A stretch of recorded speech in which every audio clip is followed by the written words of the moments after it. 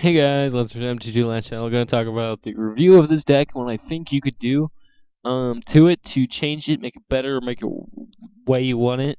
Um, Two things: Jace Beleren, I did like it there. It helped me cycle through and get more threats when I needed it. I did win 2 games and lose one, so it did have more of the winning side than the losing side. Um, the Jace can be interchangeable with Cure the Glass Spinner, Kiaro, whatever it is, and that is very good against Burn. I still won against Burn with Jace Beleren and still won just fine. Mutavolt and Islands, this is a good ratio, I think. The only problems I had was the counters and Tidebinder and Aether Vial, and I'm going to talk about each one of these. The counters, you can make them more counter heavy, take out some other stuff, take out the Tidebinder mages, go up 1 man, go up 1 mana leak.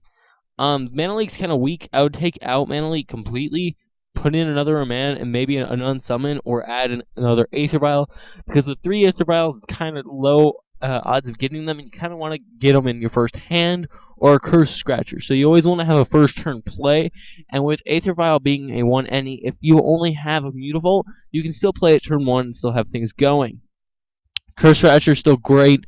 Only gets sideboarded out unless you don't really sideboard out the card due to the fact you have its instants and sorceries, but mostly control gets played a lot. And if it isn't, like Burn, this was great against Burn because I never actually played it in Burn, and I actually didn't think I played it once these entire videos. But it's very good when you do to get it out against any control deck or any Burn deck strategy, because they go to burn you for 1.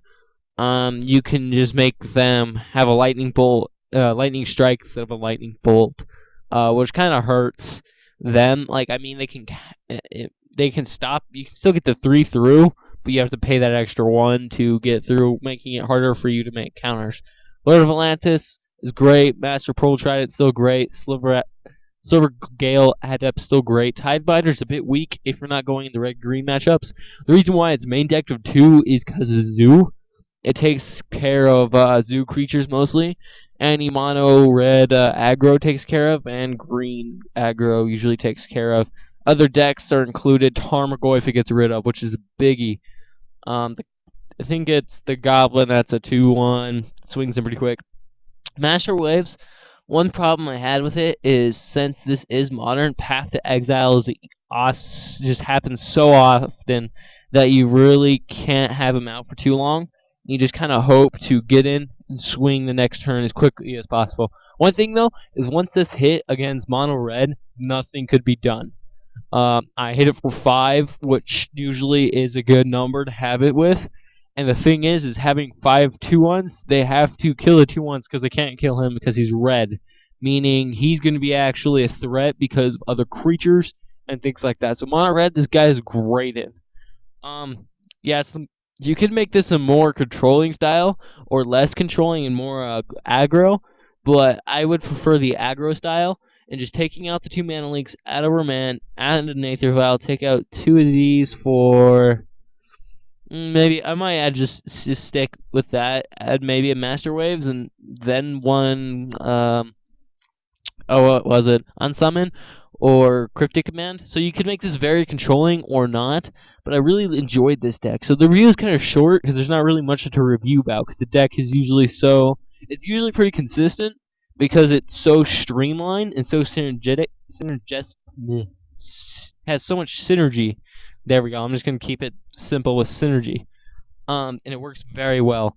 It did lose to homebrew humans, but the control aspect of the paths and everything kind of kept the deck down. That's the one thing about Aether Vial that makes it better, is control matchups become a lot weaker for control. Meaning they gotta somehow deal with Aether Vial, which there's things that can take care of Aether Vial. It just makes it harder for them to deal with creatures coming in. They have to deal with the creatures actually on the field and not coming on the field. So control matchups, it's harder for them to counter, and usually they're playing blue, so meaning you don't really need spreading seas at that point, and you can sideboard in other fun things, making it even more tempo. And since it's tempo, you can always take out Tidebinder Mage, meaning this deck's really good against other control decks because it can take out all its controlling aspects or things that make it more controlling, and just get in there. So that's modern Merfolk, guys. This is my modern Merfolk deck. You can play any other type of Merfolk deck. I've seen blue-white Merfolk, which is really fun because then you get Path to Exile, which is another great controlling card, and another Merfolk that gives protection, which makes it like really hard to deal with. Meaning Master of Waves, oh, you're gonna path it? No, you're not. Any type of removal makes it hard to remove it.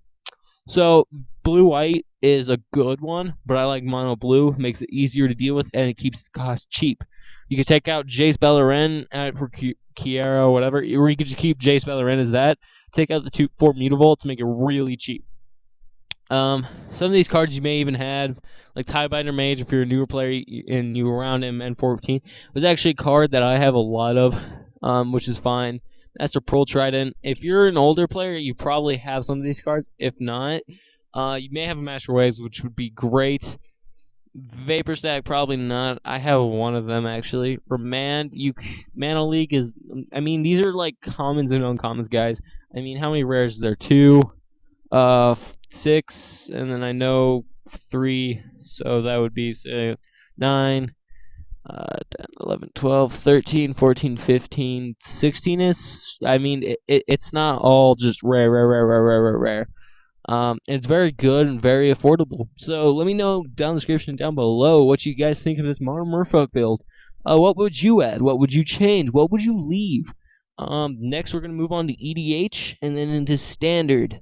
So EDH, I'm running. Oh gosh, I just forgot. Uh, God of Harvests, pretty much. God of Fun ramping. That is insanely ramp. I did do playtest with it, and it's kind of fun when it works, but when it gets like land destruction by red, it's terribly. It feels terrible. But I hope you guys enjoyed. Let me know what you guys think. Also, today's Friday when this is coming out. You may see it on Saturday, meaning if it's Friday and you're seeing this, in 2 days on Sunday, I'm going to be doing a new series, which I think I will comment. I'll figure it out eventually when I actually do the series, what the name of the guy is, but I like Brainstorm being called of it because it just sounds cool. Sounds fun to make it called that. So I hope you guys enjoyed. We'll be doing Brainstorm on Sunday. And I'll have to choose from some cards from the comments. So if you haven't done that, the link will probably be down in the description. If not, go look through my videos. It will be a new series. It will be called like new series. And let me know what cards you want to be seen and all that fun stuff. So see you guys later. Peace.